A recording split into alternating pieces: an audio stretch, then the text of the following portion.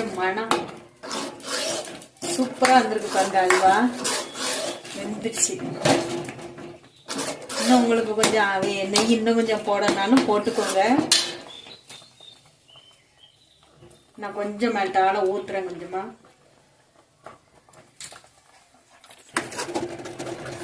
அல்வா வெந்துருச்சு. இப்படி சுருண்டு வச்சு பாருங்க. அப்படியே கிண்டிக்கிட்டே இருக்கும்.